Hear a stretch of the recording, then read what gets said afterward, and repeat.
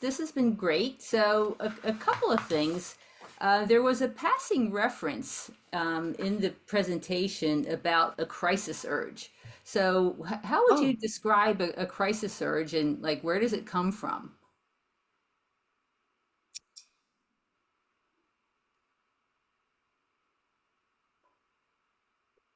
so a crisis urge is any impulse that a person has that's a response to a painful emotion. And it would be called a crisis urge because acting on that impulse would be damaging. Um, you know, so for some, that crisis urge or that impulse might be to drink alcohol. For some, it might be to go tell somebody off. For another, it might be to go really, have an aggressive confrontation. Um, Trying to think of other examples. And then some people might even, what that was really in the original program, they were talking about urges to harm yourself. But I'm not thinking that anyone listening to this is going to have that. Um, What crossed but my mind was urges to harm the other person, right, and right, which could get you arrested. right. Yeah, so that would definitely, not be a good idea. Oh, well, what, does kind of give people somewhat satisfaction, but gets them arrested and in trouble is taking a baseball bat and breaking the windows in the car. I've seen, I've seen several examples of that. Um, and there is a certain satisfaction to that kind of aggression. I guess you could put it on the pros and cons list, but so that would be another example of a crisis urge that probably wouldn't be worth the damage to yourself if you did that. The satisfaction wouldn't be worth it. Right. So, just to recap a little bit, what happens generally to your body in a crisis? Oh, that's such a good question. Um, so what happens, and I want to talk more about this next week, but what happens is that when a crisis happens, and if it's intense, especially if it's intense fear, but it could be, a lot of these crisis emotions are a combination of fear, anger, shame. Um, there's a certain feeling that your body gets during that time that that's probably different for everybody. Like I know where I feel certain emotions in my body, but where I feel it is not necessarily where everyone feels it. But so you have high arousal because the stress hormones, which are adrenaline, everyone knows what adrenaline is, but also another hormone called cortisol. And there's also another hormone called DHEA.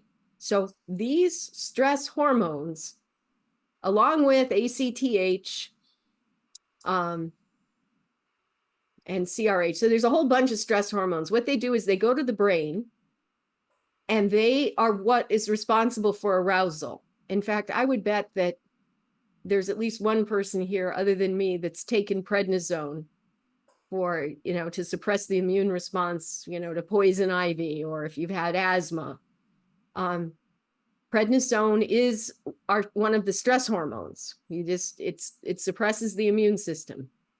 And so, but it also, if you've ever taken it, it feels like speed. Is that You, steroid? yeah, Prednisone? Yeah. yeah, yeah. So it feels like speed. So all of those stress hormones, they speed up your brain. But the other thing they do is they turn on the part of the brain that's responsible for emotional learning.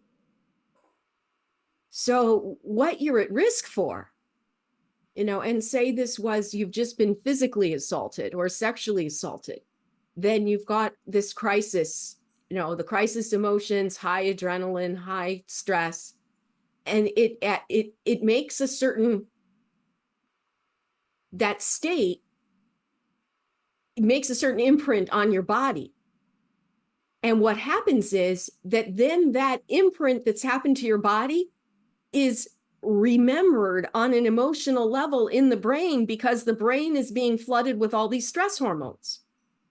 And so that's why the body keeps score.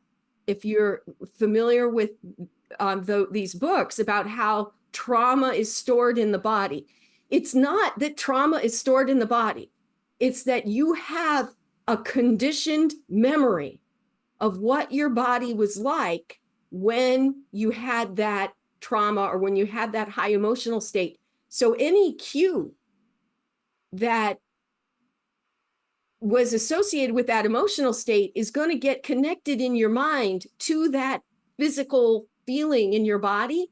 And so those cues are going to set off that physical feeling, and you're going to then have, what could be called flashbacks or these triggered emotional responses that are felt in the body. So the reason why caring for your body after you've had experiences like this is helpful is the way we get rid of that trauma memory that's stored in the body. Well, it's not really stored in the body, it's stored in the brain, but it's about the body. The way we get rid of it is to just get used to being in that state. So if you're able to just sit with it and accept it and revisit it without being scared and, trying to be mindful, trying to sort of calm your mind down while you're feeling this physical sensation, that's how you get beyond trauma. So does that allow it to dissipate? Yeah. So what it does is it breaks the conditioning. So think about Pavlov's dog. So this is exactly like Pavlov's dog. The dog was connected up to a machine that was measuring how much it salivated. And so the lab assistant brought in the food, but right before the lab assistant brought in the food, they rang a bell. Well, this is how this whole classical conditioning was discovered by accident by Pavlov, because then he started noticing, hey, this dog is salivating and there's no food. I just was salivating to the bell. Mm-hmm. So what's reversed when you get your trauma treated is there's no more memory producing this high arousal, this memory of high body arousal. It's not connected to the trauma stimuli anymore. So by addressing this arousal and by exercising, doing the police skills, doing good self-care, you're actually going to be able to prevent yourself from having worse trauma over the long run if you're in this situation where you're likely to be keeping on being triggered. Is it possible to kind of get addicted to that emotion rush? Oh, probably. Yeah. Okay. So then this would help to alleviate that addiction to that. Right. So you'd have to do a pros and cons of that. I don't know. I mean, I think maybe that differs from one individual to the next. It could be that they're addicted to feeling that way, but it's also that this is what they associate with the bond they feel toward this person. Mm-hmm. So they're not necessarily addicted to feeling like crap. They're addicted to the person. And wanting to feel that way is a reflection of, not wanting to give up on this relationship. But there is a group, I think they're in Seattle, that says that there's such a thing as addiction to this stress. Mm-hmm. And they say all the problems with humans are due to that. I don't agree with that, but yeah, I guess in the same way that,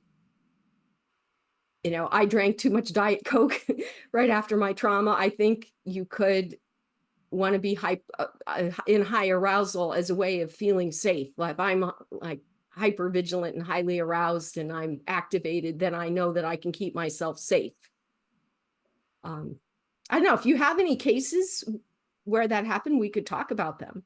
Well, I have spoken to people who associate, I guess, they associate this level of arousal with excitement. Mm-hmm. And consequently, they have difficulty moving on to a new relationship where you don't have all that excitement because they've associated the excitement, with their Yeah, emotional feelings. right, So, right. yeah, I have had people say that to me. That it's like, they just don't feel the same, with their new boyfriend who's nice and normal, you know. Yeah, yeah. Um, I think the other thing is too that people don't appreciate how long it takes to get beyond something like that, that it could take months and months to get used to not being always on edge. Like, think about the poor guys that come back from war.